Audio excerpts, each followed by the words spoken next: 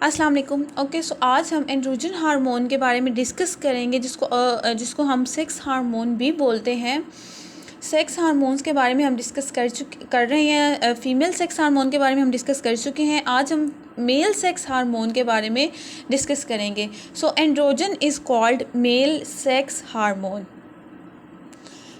Mail sex hormone है और ये सेकेंडरी करैक्टरिस्टिक्स को जो है इंक्रीज़ करने के लिए यूज़ अप होता है। जो है एंड्रोजन हार्मोन है, इसकी एग्जांपल जो है वो है टेस्टोस्टेरोन।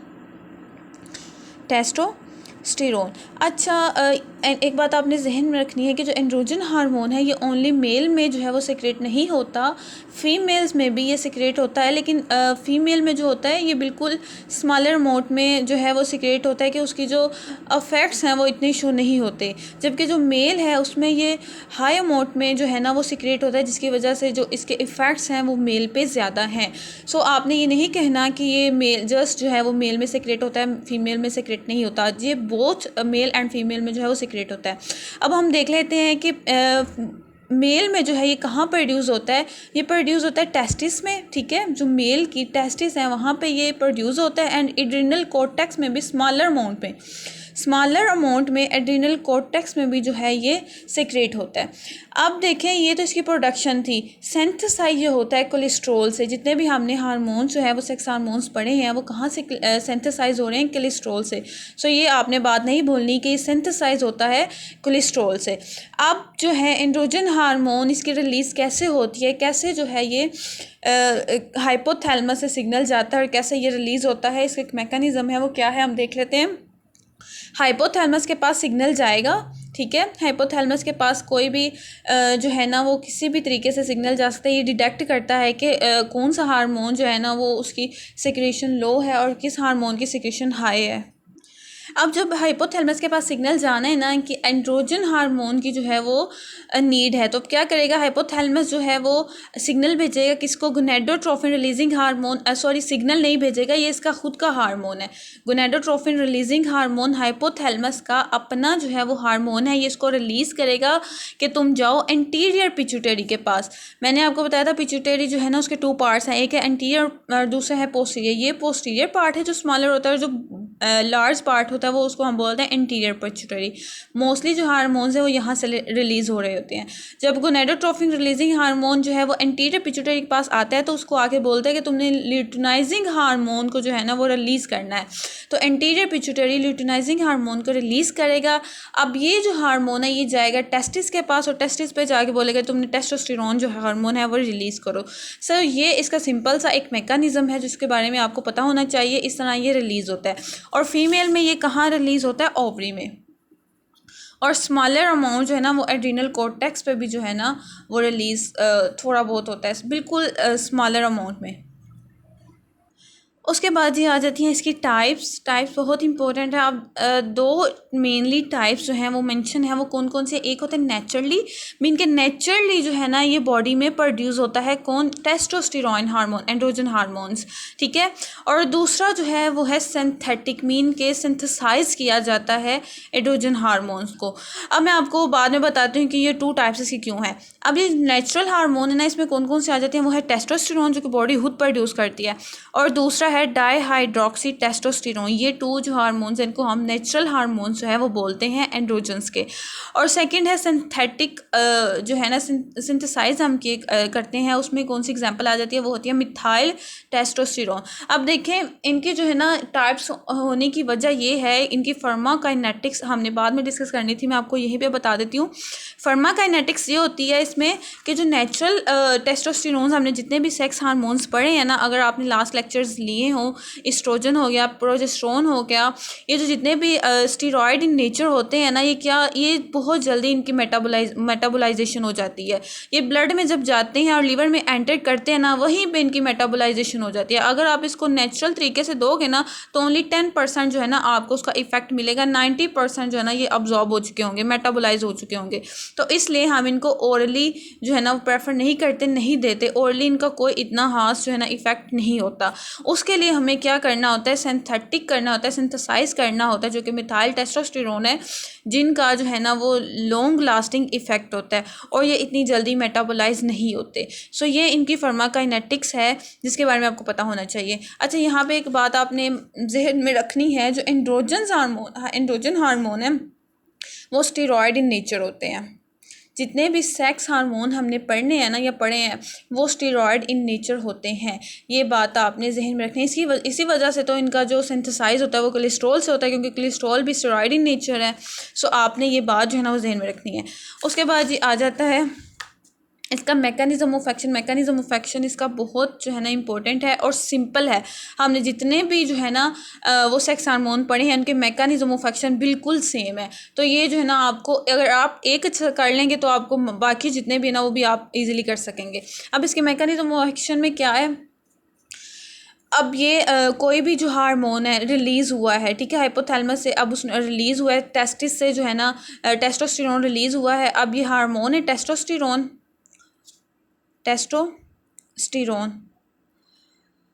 अब इसने करना है सेल में एंटर, क्योंकि सेल के अंदर ये सेल वॉल है, ठीक है, जो सेल मेम्ब्रेन है, ठीक है, सेल की ये वाला जो पोर्शन है ना, ये वाला, ये है साइटोप्लाज्म।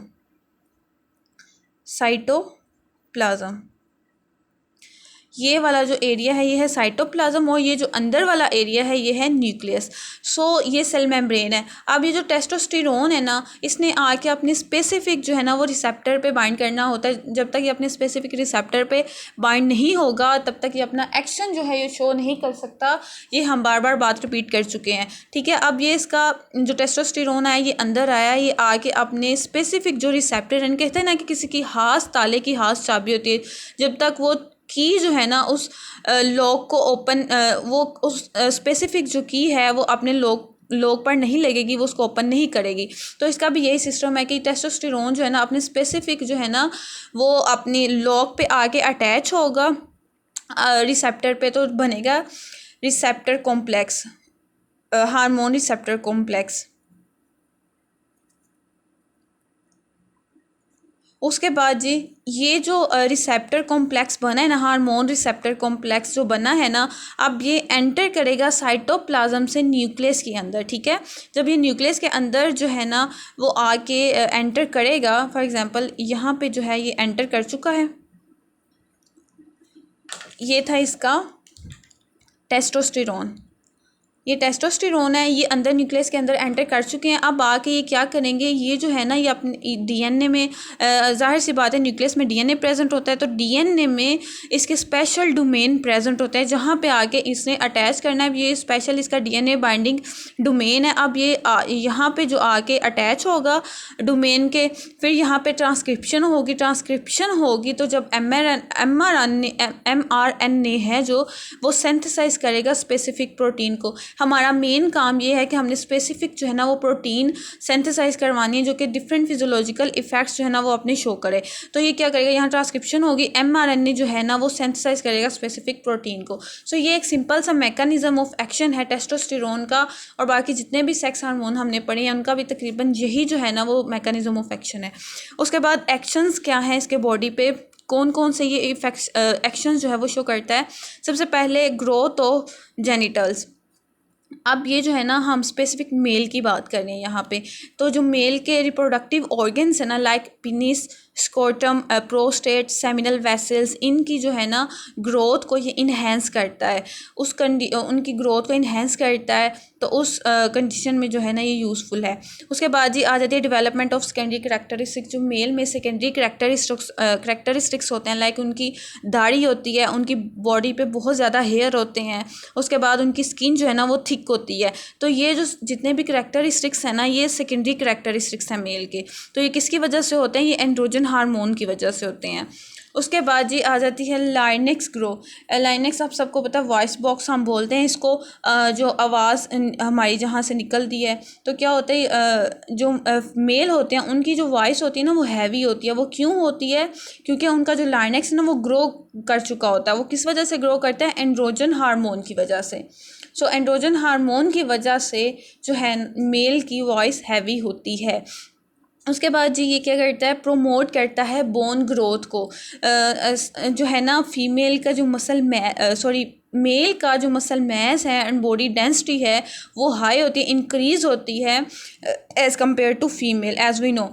सो ये क्या किसकी वजह से होती है, एंड्रोजन हार्मोन की वजह से। वो क्या करता है, वो बोन ग्रोथ को इंक्रीज़ करता है, जिसकी वजह से जो मसल मैस है और बोन की डेंसिटी है वो इंक्रीज़ होती है। उसके बाद जी आ जाता है प्रोमोट इथ्रोपियोसिस। इथ्रोपियोसिस क्या होता है, आरएनए की फॉर्मेशन, आरएनए नहीं, रेड ब्लड सेल्स आरबीसी की जो है ना फॉर्मेशन को हम बोलते हैं इरिथ्रोपियोसिस। अब ये इंक्रीज यूँ हो जाते हैं क्योंकि एंड्रोजन हार्मोन जो है वो इरिथ्रोपोइटिन, ये एक प्रोटीन है जो कि रेड ब्लड सेल फॉर्मेशन में वर्क करती है, उस रेड ब्लड सेल बनाती है इरिथ्रोपोइटिन। तो एंड्रोजन जो हार्मोन है वो इरिथ्रोपोइटिन को जो है वो इंक्रीज़ कर देता है, जिसकी वजह से अल्टीमेटली रेड ब्लड सेल्स जो उनकी फॉर्मेशन होती है वो इंक्रीज़ हो जाती है।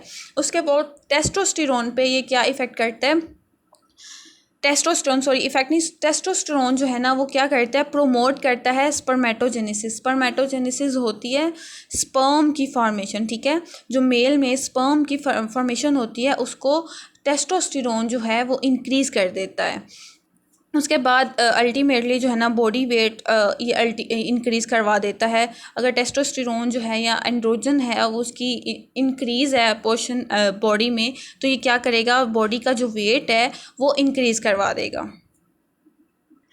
उसके बाद ये आ जाते हैं इसके एडवर्स इफ़ेक्ट्स के, कौन कौन से ऐसे इफ़ेक्ट्स हैं जो कि एडवर्स होते हैं टेस्टोस्टेरोन के एंड एंड्रोजन हार्मोन्स के। सबसे पहले फीमेल्स में इसके क्या एडवर्स इफ़ेक्ट्स हैं, एक्नी हो जाती है, ठीक है, जो एक्नी हो जाती है मोस्टली फीमेल्स को वो मोस्टली एंड्रोजन हार्मोन की वजह से हो जाती है। उसके बाद ग्रोथ ऑफ फेशियल हेयर, जो फेस पे मोस्टली ये फीमेल्स को जो है ना प्रॉब्लम होती है, इनके फेस पे बहुत ज़्यादा हेयर्स प्रेजेंट होते हैं, तो वो भी एंड्रोजन हार्मोन की वजह से हो सकते हैं।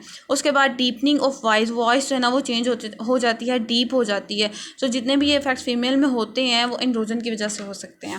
उसके बाद ये आ जाता है मेल में ये एडवर्स इफ़ेक्ट्स करता है कि प्रेपिज्म कॉज करता है। प्रेपिज्म क्या है, प्रेपिज्म ये मेल में ऐसी कंडीशन को बोलते हैं जिसमें जो है ना इरेक्शन होती है, पेनफुल इरेक्शन होती है। वो क्यों होती है कि इसमें ये होता है कि सेकेंडरी जो सेक्सुअल स्टूमुलेशन होती है ना वो नहीं आती, सेक्सुअल स्टूमुलेशन के बावजूद जो है ना इरेक्शन होती है और वो पेनफुल होती है, ये लास्ट 3 to 4 आवर्स तक रहती है।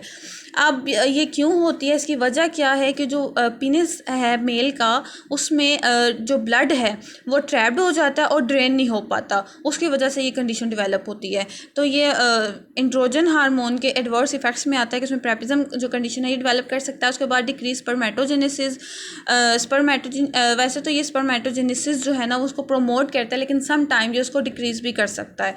उसके बाद ये आ जाता है चिल्ड्रन में अब नॉर्मल सेक्शुअल मैचुरेशन जो है ना ये हो सकती है उसकी एंड्रोजन हार्मोन की वजह से। मैचुरेशन नहीं हो पाएगी ठीक तरीके से, अब नॉर्मल होगी सेक्सुअल उसकी। सो चिल्ड्रन में जो है ना ये कंडीशन डेवलप हो सकती है। उसके बाद इसके बहुत इम्पोर्टेंट है एंटी एंड्रोजन्स। अब सम टाइम अगर एंड्रोजन्स का लेवल जो है वो बॉडी में इंक्रीज़ कर चुका है, हमने उसको डिक्रीज़ करना है, तो हम उसके लिए एंटी एंड्रोजन्स ड्रग्स देंगे।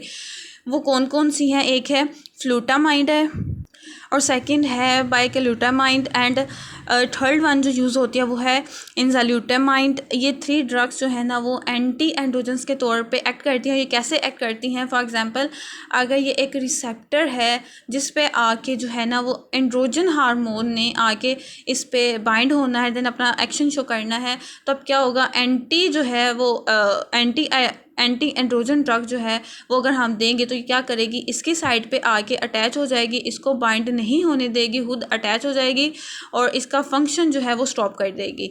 सो ये इस तरह जो है ये अपना मैकेनिज्म शो करते हैं। और इसके अलावा एक इम्पॉर्टेंट बात जो कि आपको पता होनी चाहिए वो ये कि एंटी एंड्रोजन्स जो ड्रग्स है ना वो प्रोस्टेट कैंसर में ट्रीटमेंट के तौर पर भी यूज़ होती हैं। प्रोस्टेट कैंसर में एज अ ट्रीटमेंट जो है ना ये यूज़ होती हैं।